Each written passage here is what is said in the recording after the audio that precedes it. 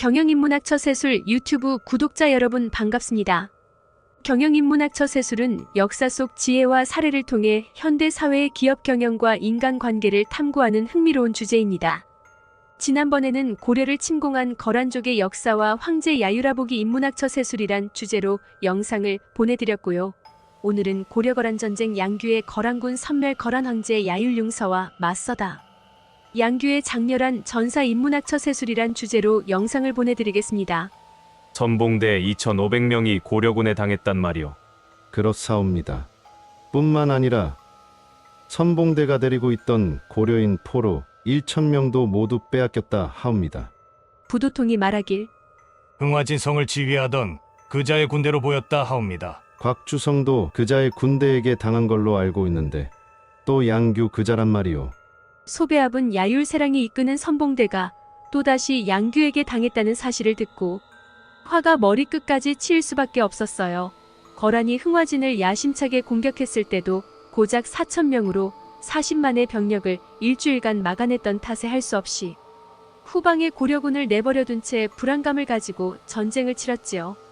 그런데 전쟁이 끝나버린 지금 이 시점까지 가는 족족 양규 때문에 발목이 잡히고 있으니 미치고 팔짝 뛸 수밖에 없는 노릇이었죠. 이 당시 야율용서와 소배합이 이끄는 본대 병력은 흥화진 아래에 있는 통주성에 머물고 있었는데 계속되는 고려군의 매복 공격으로 할 수 없이 부대를 여러 갈래로 나누어서 이동하기로 합니다.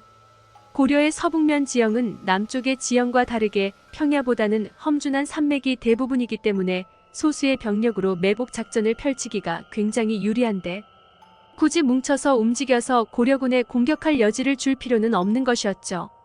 야율세량이 이끄는 선봉대가 고려군에 당했던 것도 숫자에 밀려서라기보다는 지형을 이용한 고려군의 매복 작전에 당했다고 볼 수밖에 없었습니다. 어차피 절대적인 병력만 놓고 보면 거란군이 압도적으로 위에 있는 상황. 본대 병력이 한꺼번에 움직이기보다는 고려군이 매복할 수 있는 요소들을 빠짐없이 지나치면서 고려군을 모두 소탕하겠다는 생각이었는데요. 거란을 도발하는 고려군을 지금부터 하나도 빠짐없이 섬멸한다. 도망가면 반드시 추격해서 모두 사살하라. 라고 명을 거란군 병사들에게 지시합니다. 한편 이수와 성령에서 1,000명의 포로를 구출한 양규와 초군들은 어느덧 또 다른 포로를 구출하기 위해 여리참에 당도하여 공격을 준비하고 있었습니다. 거란군과 1,000여 명의 고려인 포로가 여리참에 머물고 있다는 사실을 정찰병으로부터 보고받은 것이었죠.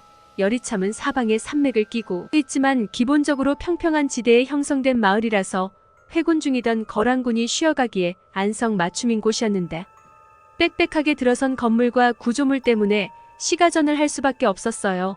거란군보다 숫자가 많다면 모르겠지만 절대적인 숫자도 열세에 있었고 또 개인과 개인의 무력을 비교했을 때도 고려군이 거란군을 압도한다는 보장이 없었기 때문에 양규 입장에서는 당연히 고민이 깊어질 수밖에 없었는데요. 하지만 기습을 하는 쪽이 전투에서 유리한 것은 변함없는 진리였고 결국은 적을 한쪽으로 집요하게 유인하여 후방을 공격하는 작전을 펼치기로 합니다. 적은 병력으로. 많은 병력을 상대할 때는 이만한 방법이 없었죠. 포로가 있는 곳에 정반대편 쪽으로 불화살을 지속적으로 발사하고 거란군이 불화살이 날라온 쪽으로 모이는 순간 자연스럽게 포로 수용소가 있는 쪽은 상대적으로 경계가 해이해진다는 계산이었는데요. 새벽 1시가 되고 거란군이 보초 인력만 남긴 채 저마다 잠을 청하자 양규와 초군은 마치 굶주린 사자처럼 숨죽이며 거란군의 동태를 살핍니다. 단 한 번의 실수가 고려인 포로 1,000명의 목숨을 결정할 수도 있는 숨막히는 상황. 바로 그때 양규의 손짓이 떨어지자마자 마구간 쪽으로 초군이 발사한 불화살이 날아가고 허겁지겁거란 병들이 나와서 전투 태세를 갖추기 시작하죠. 고려군이다. 전원 무장하고 건물 뒤로 은폐하라. 그러자 보이지 않는 곳에서 또다시 초군의 불화살이 날라옵니다. 일정한 간격으로 계속 마구간에 불화살을 날리니 이윽고 마구간에 불이 나기 시작하는데요. 결국 건물에 숨어있던 거란군은 그제서야 불화살이 날라오는 쪽으로 일제히 뛰어가죠. 하지만 이건 함정이었고 거란군이 마구간 쪽으로 벌떼처럼 달려가자 포로 수용소 주위에 있는 거란군에게 일제히 화살을 발사하는 양규와 초군. 불화살을 계속 쏴라. 마구간 쪽으로 뛰어가던 거란군은 그제서야 속임수라는 사실을 눈치채고 허겁지겁 포로 수용소 쪽으로 발길을 돌려보는데 이미 양규와 초군이 저마다 좋은 은폐물을 확보하여 우왕좌왕하는 거란군을 향해 매섭게 화살을 날립니다. 결국 거란군은 외곽에서 쏘아대는 초군의 활 세례에 밀리며 마을 정중앙으로 점점 몰리게 되고 어느덧 서로가 서로의 등에 부딪히면서 고려군에 포위됐다는 사실을 알게 되죠. 모두 섬멸하라. 양규는 거란군에게 단 한치의 자비도 베풀 생각이 없었습니다. 그들이 고려인 포로들을 끌고 가서 무자비하게 겁간을 자행하고 필요가 없다고 느끼면 잔인하게 죽이는 것까지 직접 목도했기 때문에 관용의 여지가 없는 짐승이라고 생각하고 있었죠. 결국 여리참에 있던 거란군 1,000명의 목이 모두 날아가고 1,000명의 고려인 포로들은 서로가 서로를 부둥켜 안고 눈물을 흘리는데 양규와 초군은 전사한 전우들의 시신을 수습하다 저마다 나라를 위해 목숨을 걸고 용맹하게 싸웠던 전우에게 고개를 숙이고 눈시울을 붉혔습니다. 하지만 아직도 거란군의 회군이 진행 중인 상황 승리에 도취되어 시간을 낭비할 수는 없었어요. 또 다른 거란의 군대가 배나무 고개로 향하고 있다는 소식이 들려왔기 때문에 결국 양규와 초군은 배나무 고개로 이동을 하는데요. 그곳에는 이미 구주군 김숙흥의 군대가 기다리고 있었습니다. 어디에 매복하는 좋겠소? 정찰병에 따르면 지금 거란의 본대에 병력이 하나의 길로 오는 것이 아니라 배나무, 고개로 당도할 수 있는 모든 길로 병력을 보내고 있다고 합니다. 그 많은 곳 그 중에 한 곳에서 전투가 일어나면 나머지 병력들로 고려군을 포위하겠다는 거군. 맞습니다. 따라서 거란군과 한 곳에서 계속 전투를 하기보다는 뒤로 조금씩 물러나면서 전투를 해야 할 것으로 보입니다. 좋소, 그리합시다. 이윽고 양규와 김숙흥이 이끄는 고려군은 배나무 고개에 매복해 있다가 불시에 거란군과 조우하여 또다시 전투를 벌이는데요. 그런데 바로 그때 한창 전투가 벌어지는 상황에서도 부방어사 김숙흥은 교전 중에 뒤따르는 거란의 대행렬도 보게 돼요. 드디어 공성전이 아닌 야전에서 거란의 본대 병력과 정면으로 마주하게 된 것이죠. 하지만 양규와 김숙흥의 부대는 계속 뒤쪽으로 후퇴하면서 야금야금 거란의 병력을 섬멸합니다. 당연히 소배합은 계속되는 고려의 매복 공격으로 아군이 큰 피해를 입자 상당한 위기를 느낄 수밖에 없었죠. 고려군이 지형을 이용하여 싸우고 후퇴하기 반복하니 계획했던 회군 시간이 한두 시간씩 계속 지연되고 있었으니까요. 계속해서 이런 식으로 고려군의 회군을 방해받는다면 내원성으로 온전하게 살아 돌아갈 수 있을지도 불확실한 상황이었습니다. 한겨울인 1월이라 날씨가 매우 추웠고 엎친 데 덮친 격으로 난데없이 비까지 내리는 바람에 고려군과 싸워서 죽는 게 아니라 추위와 피로 때문에 지쳐서 죽을 것을 걱정해야 했죠. 행군하는 동안에는 몸에 열이 나서 그럭저럭 버틸만 했지만 계속 고려의 공격으로 회군이 지연되면서 체감상 느껴지는 추위는 거의 배가 되는데요. 결국 소배합은 이대로 가다간 다 죽을 수도 있다는 생각에 또다시 비장의 카드를 꺼냅니다.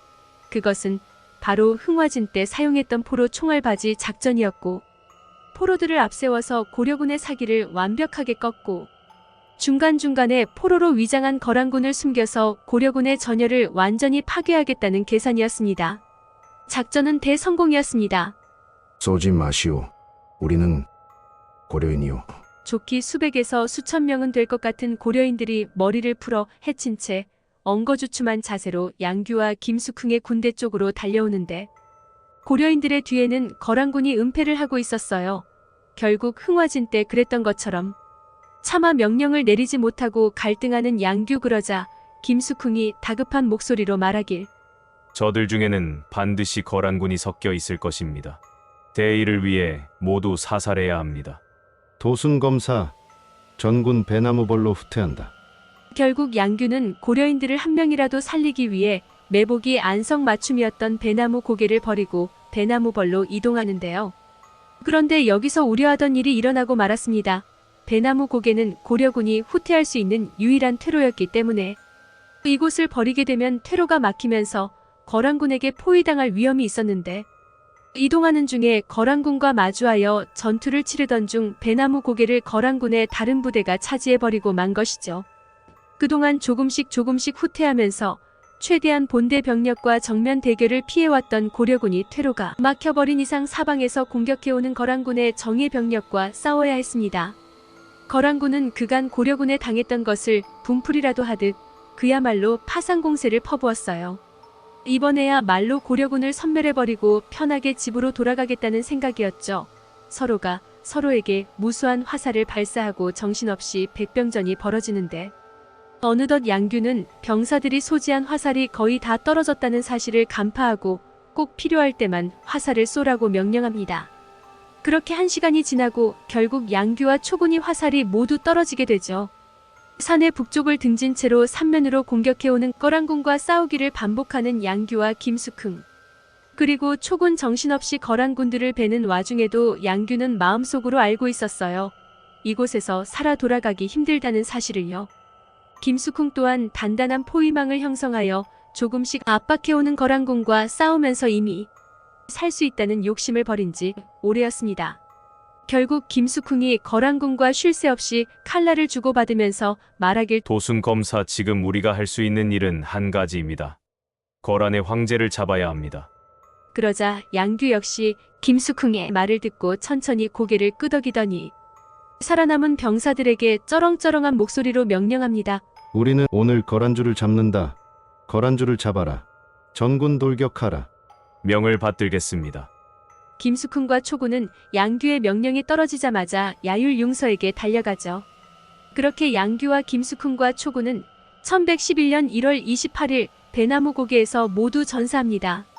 다음날 흥화진사 정성은 배나무 고개에 아군의 시체가 즐비하다는 소식을 듣고 그 즉시 기병을 이끌고 배나무 고개로 달려가는데요. 그곳에는 차마 눈을 감지 못한 채로 싸늘한 주검이 되어버린 양규의 시신이 있었습니다. 결국 정성과 기병들은 비통한 마음으로 아군의 시신들을 통주성으로 옮기죠. 그런데 시신을 염하기 위해 양규의 갑옷을 벗겨내는데 가슴 한켠에 쪽지 하나가 발견됩니다. 이 땅에 침략군이 1000만 번 쳐들어와도 고려의 자식들 미동도 하지 않는다네. 후손들도 나같이 죽음을 무릅쓴 채 싸우리라 믿으며 마 긴 칼 지켜 세우고 이 한 몸 바쳐 벼락같이 내달릴 뿐이라네. 정성은 양규가 가지고 있던 쪽지를 읽자마자 차오르는 눈물을 삼키고 곧바로 북상하는 거란군에 보복할 것을 결심합니다. 아직 압록강을 건너지 않았다면 아슬아슬하게도 도착하여 거란군 한 명이라도 더 죽이겠다는 생각이었죠. 우리는 압록강에서 거란군을 섬멸할 것이다. 전속력으로 해안길을 따라 북상한다. 그렇게 번개처럼 쉬지 않고 내달린 정성과 보승군은 배로 압록강을 건너는 거란군을 발견하고 일제히 화살을 발사하고 공격을 감행합니다. 모두 죽여라 분노에 가득 찬 정성과 보승, 그들은 압록강에서 수많은 거란군들을 참살하는 데 성공하죠. 고려 거란 전쟁에서 양규 장군의 활약은 2차 전쟁에서 가히 압도적이라고 볼 수가 있을 것 같아요. 비록 양규와 김숙흥은 고려 땅에서 거란군을 섬멸하지 못하고 장렬하게 전사했지만 끊임없이 거란군을 괴롭히면서 그들에게 막대한 피해를 입혔습니다. 그들의 눈부신 활약이 있었기 때문에 거란이 그 후 다시 침공하는데 상당한 시간이 지체됐고 고려는 내부적으로 힘을 기를 수 있었죠. 양규는 한 달 사이에 거란군 수만 명의 목을 베었고 포로가 되었던 고려인 남녀 3만여 명을 구출했습니다. 오로지 고려를 위기에서 구하겠다는 일념 하나만으로 밤낮으로 거란군과 맹렬하게 싸웠던 양규 백성들을 구하기 위해 장렬하게 전사한 양규 대장군의 활약으로 거란과 고려의 전쟁에서 고려가 승리하게 된 것이 아닐까요? 경영인문학처 세술 유튜브 구독자 여러분, 오늘은 여기까지입니다. 계속적으로 경영인문학처 세술이란 주제의 영상으로 보내드리겠습니다. 이 영상이 유익하셨다면 구독과 좋아요 꼭 눌러주시면 감사하겠습니다. 다음 영상에서 또 만나요.